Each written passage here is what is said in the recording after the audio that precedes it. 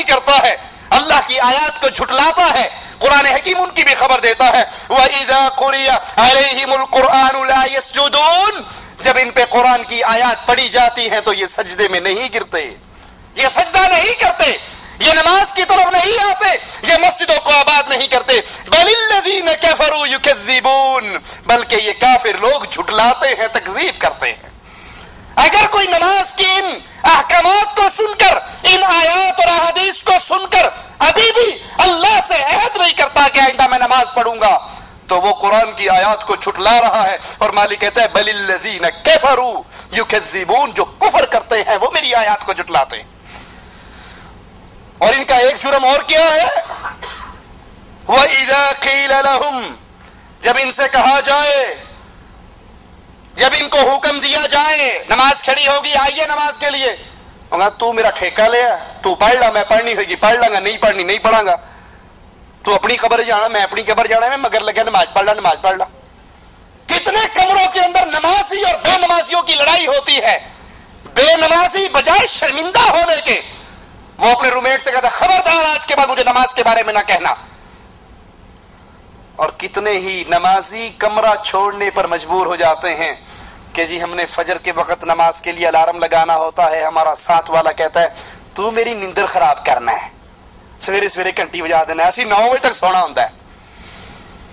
اور قرآن کیا فرماتا ہے وَإِذَا قِيلَ لَهُمْ، جب ان کو آرڈر کیا جائے آؤ رکوع کرو، لَا يَرْكَعُونَ، یہ رکوع نہیں کرتے۔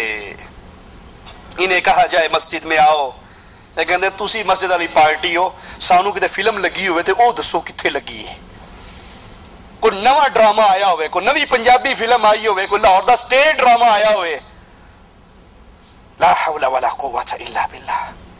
یاد کر لیجئے رب کے کلام کو وَيْلٌ يَوْمَئِذٍ لِّلْمُكَذِّبِينَ، قیامت کے دن ان جھٹلانے والوں کے لیے دردناک عذاب ہے، ان کے لیے بربادی ہے۔ صحیح مسلم میں ہے، رسول کریم صلی اللہ علیہ وسلم فرماتے ہیں جب ابن آدم کا بیٹا سجدے کی آیت کی تلاوت کرتا ہے، سجدہ کرتا ہے، تو شیطان روتا ہے اور کہتا ہے ہائے میرے لیے بربادی ہو، مجھے سجدے کا حکم ہوا اور میں نے نہیں کیا اور میرے لیے ہمیشہ کی جہنم ہے۔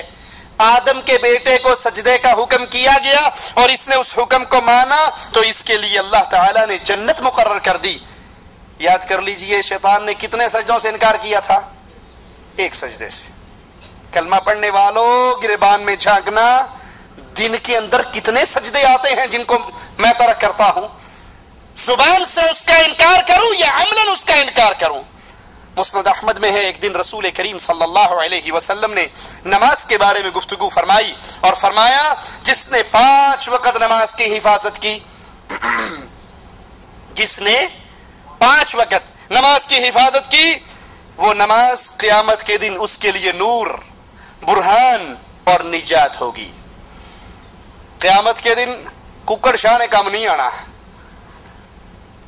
جو یہاں آتے تھے نا سال کے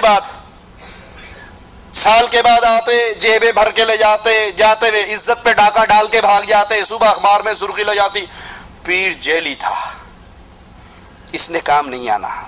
وہاں کام کیا آئے گا؟ آپ کے اپنے اعمال۔ امام الانبیاء نے فرمایا نا کہ اللہ کا حکم ہے اندھیروں میں چل کر مسجد میں آنے والوں کو، اندھیروں کی نماز کون سی؟ فجر اور عشاء، اندھیروں میں چل کر مسجد میں آنے والوں کو قیامت کے دن پورے نور کی خوشخبری دے دو۔ قیامت کے دن کوئی اندھیرا ان کے قریب۔ نبی نے فرمایا جو 5 وقت اپنی نماز کی حفاظت کرتا ہے، یہ نماز قیامت کے دن اس کے لیے نور، برہان، دلیل اور نجات ہوگی۔ اور جس نے نماز کی حفاظت نہ کی، کبھی شعیب اختر کی بولنگ پہ نماز چھوڑ دی، کبھی شاہد افریدی کی بیٹنگ پہ نماز چھوڑ دی، کبھی کرکٹ میچ پہ، کبھی ڈرامے پہ، کبھی فلموں پہ، کبھی ٹیلی فون پہ گپے مارتے ہوئے، جی ٹھیک ہے نماز تے ہو رہی لیکن پاکستان تو کال آئی سی، یہ نماز تک مر جائے گا دوبارہ نہیں کر سکتا، سلام پھیرنے کے بعد پھر اس سے بات کر لینا، نماز ہو رہی ہے اور یہ مسجد کے دروازے پہ کھڑا ہوا ٹیلی فون پہ گپے مار رہا ہے۔ لا حول ولا قوت الا باللہ۔ آپ نے فرمایا جس نے نماز کی حفاظت نہ کی، اس کے لیے نہ یہ برہان بنے گی، نہ نور ہوگا، نہ قیامت کے دن نجات ہوگی۔ اور وہ قیامت کے دن ہوگا کہاں؟ نماز کا تارک ہوگا کہاں؟ کون فرما رہا ہے؟ امام الانبیاء۔ مولوی صاحب کا فتویٰ نہیں، شاہ صاحب کی بات نہیں، پیر صاحب کی گال نہیں، یہ ان کی بات ہے جن کی زبان مبارک شریعت کی بات اس وقت بتایا کرتی تھی جب آسمان والا حکم دیا کرتا تھا۔ وما ينطق عن الهوى ان هو الا وحی یوحى۔ کائنات کا ہر بندہ اپنی مرضی سے بولتا ہے، امام الانبیاء رب کی مرضی سے بولتے ہیں۔ اور وہ فرما رہے ہیں نماز کا تارک، نماز کو چھوڑنے والا، 5 وقت کی نماز کی حفاظت نہ کرنے والا، قیامت کے دن قارون کے ساتھ، حامان کے ساتھ، فرعون کے ساتھ، ابی بن خلف کے ساتھ ہوگا۔ علامہ ابن قیم رحمہ اللہ اپنی کتاب الصلاۃ میں یہ حدیث بیان کر کے اس کی تشریح کرتے ہوئے فرماتے ہیں تاریک نماز کا خاص طور پہ ان 4 آدمیوں کے ساتھ ذکر کیے جانے کا سبب یہ ہے کہ یہ چاروں کفر کے سردار ہیں۔ فرعون، حامان، قارون، ابی بن خلف، یہ چاروں کفر کے سردار ہیں، اور جو نماز کا تارک ہے قیامت کے دن وہ ان کے ساتھ اٹھایا جائے گا۔ یہ واضح اشارہ ہے کہ اگر تاریک نماز کیوں نماز چھوڑ رہا ہے؟ مال کی وجہ سے۔ اور جی نماز تے وہ غریب لوگ پڑھتے نے، ساڈا تے ماشاءاللہ چنگا بڑا کاروبار ہے، اللہ دا بڑا رحم ساڈے تے، نماز غریب پڑھتے ہیں، ہم کیوں نہیں پڑھتے؟ اللہ دا بڑا کرم ہے۔ کوئی مشہور واقعہ ہے، ایک شخص عمرہ کرنے کے لیے آیا تو شیخ محسنی مکہ کے بہت بڑے قاری ہیں اور بہت روتے ہیں اللہ کے سامنے، اس کے پیچھے اس نے نماز پڑھی۔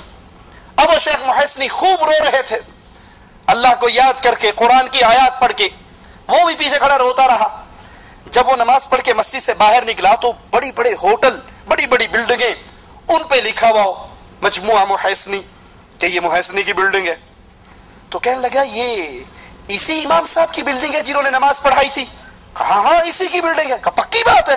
کہا پکی بات ہے۔ کہا پھر انہاں کیوں روندا سی؟ ایڈی وڈی بلڈنگ تے ہے تے ہور انہیں رب کول کی لینا ہے؟ مال کی وجہ سے نماز کو ترک کرنے والے، نماز اس کے درمیان اس کا مال حائل ہے۔ اگر مسجد میں چلا گیا، میں اتنا بڑا آدمی، مجھے ایک غریب کے ساتھ کھڑا ہونا پڑے گا، میری شان چھوٹی ہو جائے گی۔ اگر وہ مال کی وجہ سے نماز کو ترک کرتا ہے تو قیامت کے دن وہ قارون کے ساتھ اٹھایا جائے گا، اور اگر بادشاہی کی وجہ سے، حکمرانی کی وجہ سے وہ نماز کو ترک کرتا ہے تو فرعون کے ساتھ اٹھایا جائے گا۔ سرکاری ڈیوٹی کے بہانے، جی مولوی صاحب تانوں کی پتا، تانوں کی پتا، سویرے نکلنے 9 بجے دکان کھولنے ہیں، راتی 9 بجے واپس آنے تے آ کے ٹوٹ پہننے ہیں، ڈگ جانے ہیں۔ اے ویکھو بچیاں دا ٹھڈ پالنا بھی تے عبادت ہے نا۔ جے نماز نہیں پڑھی تے خیر صلاح، بچیاں دا ٹھڈ تے حلال رزق کمانا بھی عبادت ہے۔ تسی اے عبادت کر لی، میں اے عبادت کر لی، تہاڈی جیب خالی رہی، میری جیب بھر گئی۔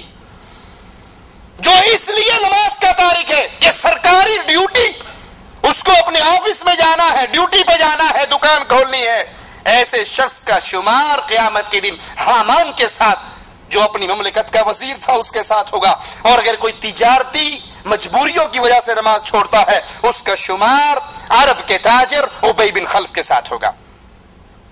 نماز کا تارک قیامت کے دن شفاعت سے محروم رہے گا۔ قرآن حکیم کی آیات پہ غور کیجئے، فی جنات یتساءلون عن المجرمین، جنتی مجرموں سے سوال کریں گے، جنتی جہنمیوں سے سوال کریں گے، ما سلککم فی سقر، اس جہنم کی وادی میں تم کیوں آئے؟ تمہارا شمار اہل نار میں کیوں ہوا؟ جہنمیوں کا جواب سنیے، قرآن کی آیات پہ اگر ایمان اور یقین ہے تو اللہ کا واسطہ دے کر کہتا ہوں، ان آیات کو سن کر آج اس مجلس سے اٹھنے سے پہلے اللہ سے عہد کرو کہ آج کے بعد کوئی نماز نہیں چھوڑوں گا۔ ما سلککم فی سقر، جہنم میں کیوں آئے؟ پہلا جواب اہل نار کا، لم نک من المصلین، ہم بے نماز تھے، ہم نماز نہیں پڑھتے تھے، ہم نماز کے تارک تھے، ہم مولا علی کے ملنگ تھے، ارے ہم تو تیرے ہیں، جہنم میں جانے کے لیے وہابی بتیرے ہیں۔ ہم کہتے ہیں نماز پڑھ کے لبڑا کیے۔ ایک پیر اور مرید اکٹھے سفر کر رہے ٹرین میں، مرید